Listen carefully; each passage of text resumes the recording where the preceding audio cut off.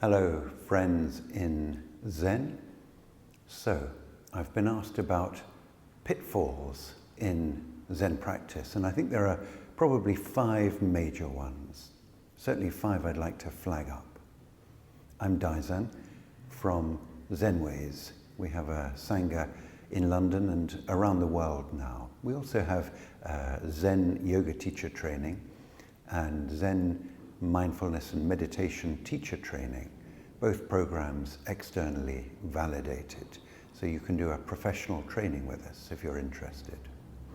We do a lot of retreats, and you'd be very welcome to join in our activities. So 5 pitfalls in Zen practice. Now, the number 1 is hazy intention, or not having a clarity of intention. Now, this is a problem in a certain, perhaps philosophical approach to Zen, where there's a sort of a celebration of intentionlessness, and there's value at a certain point in practice of that, but certainly not in the early stages. I recommend as much as possible, have your intention crystallized.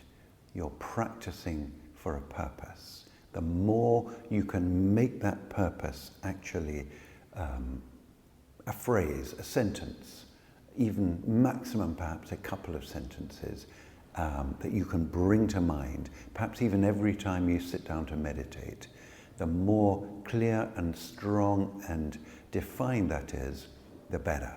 In this business, you tend to get what you go for. If you're not going for anything, you're probably not going to get very much. The converse is also true. So I remember one of our Sangha members here in London, who works as a contractor, came to me in probably October, maybe November, but I think October, one year, and he wasn't going to have any work until the January. So he had roughly a season where he wasn't going to be working, and he wanted to really use this time well in terms of his practice. So we talked about intention, about crystallizing his intention. Eventually, what he came up with was Kensho by Christmas. That was his intention. He got it the next day. So, the more you can crystallize your intention, of course, it's going to evolve, it's going to develop, but as things are right now, you can actually clarify your intention and then go with that, and then sort of let things develop. I strongly recommend you avoid the pitfall of getting stuck in a drift, just basically going through the motions. Just isn't really going to get you very far. I expect you very likely have seen yourself, I certainly myself have seen people drift around 10 years, 15 years, 20 years, and basically have nothing at the end of it. It's really not done terribly much for them, and it doesn't need to be that way. So that's the first one. Second pitfall, neglecting the body. Okay, Zazen, sitting meditation. Zen practice generally, certainly as it's done in a monastery setting, is an intensely physical practice. Okay, you know, my own experience, probably the first 7 years of my practice, I was doing pretty constant building work, digging wells, digging graves, putting up roofs. You know, it was very physical, tons of weeding, tons of cleaning, and then the actual sitting itself was very physical. And I was pretty fit. I was in my mid-20s when I started. I was running marathons, I was playing rugby, this kind of stuff. And still, I needed, for me, to put in extra time and energy into aligning and opening the body in order to make the practice sustainable. And I've seen with my own eyes, people who neglect that side tend to wreck their knees, possibly their backs. The whole path of practice becomes more painful and is less sustainable. I recommend basically thinking in terms of a marathon rather than a sprint. It takes time to align, to open the body. We have an abundance of knowledge around this area these days that people, even a generation ago, just simply couldn't access. So I strongly recommend taking the body, the embodied dimension of your practice very seriously and thinking long term about it. Third pitfall, neglecting the emotional. Like me, you may well have stepped into Zen dojos where everybody is the whole thing is very, very tight, very closed, particularly emotionally. And over here in the UK, we're particularly bad at this. Probably, I haven't been, but I'm told that some of the German dojos are a bit that way too. It's a bit of a weak point in Zen generally. Now, when everybody's all locked up like that, not a lot's going to happen.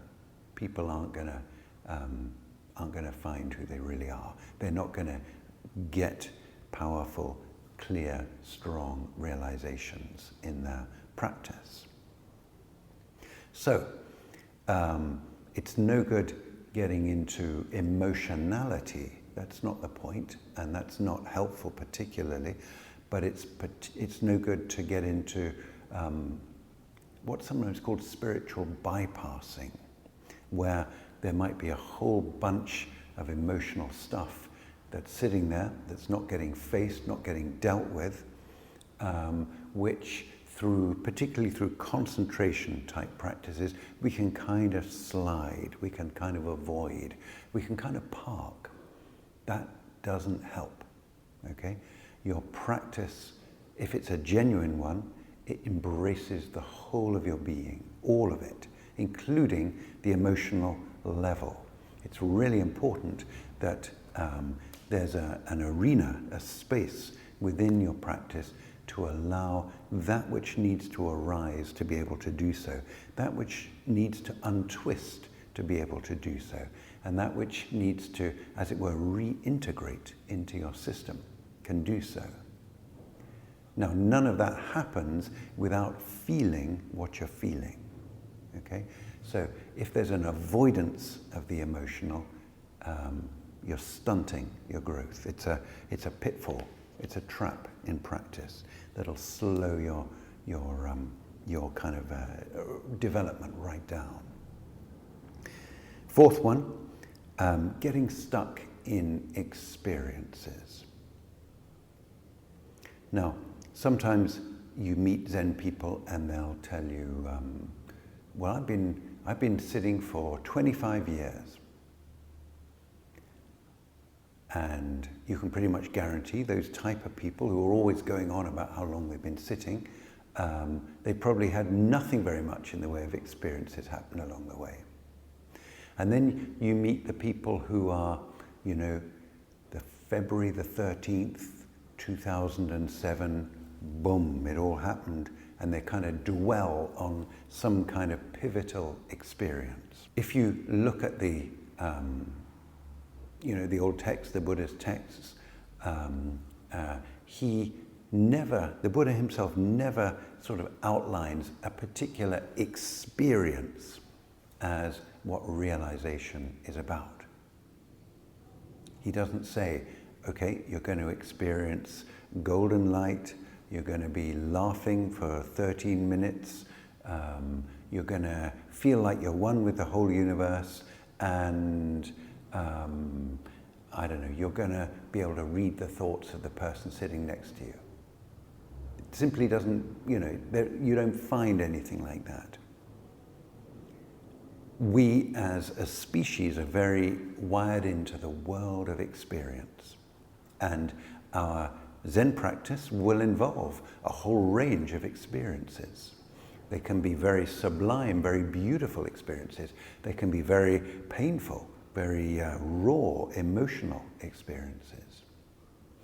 But the realization type stuff, when it comes, is not an experience, it's a shift in the way we relate to all experiences. And that shift doesn't come, doesn't go. All experiences have a duration.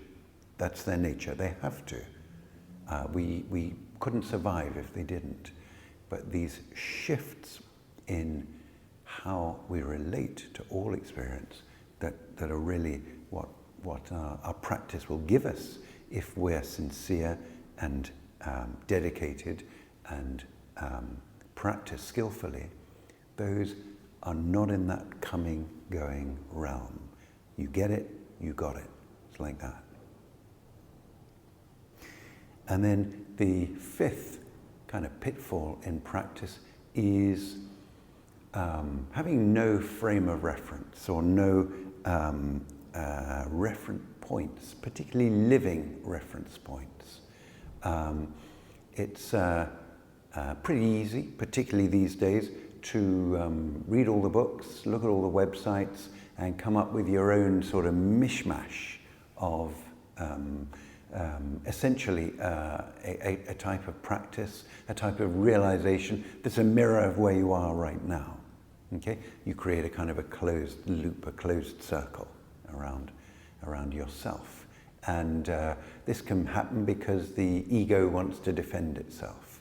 And, you know, that's fine. Egos can be a bit delicate, a bit sensitive. Of course, you know, when we start to see through that, we get a whole new realm of resilience. But in the meantime, if you find that you're not taking refuge, you don't have any peers, you don't have any teachers who you're willing to lay it out with, you're willing to actually put out there what you're experiencing, you know, it's not that you're giving up your will to anybody, but that openness, that willingness to open to another human being, the very act of doing it, regardless of the wisdom or skill or experience of the person you're talking to, is tremendously beneficial.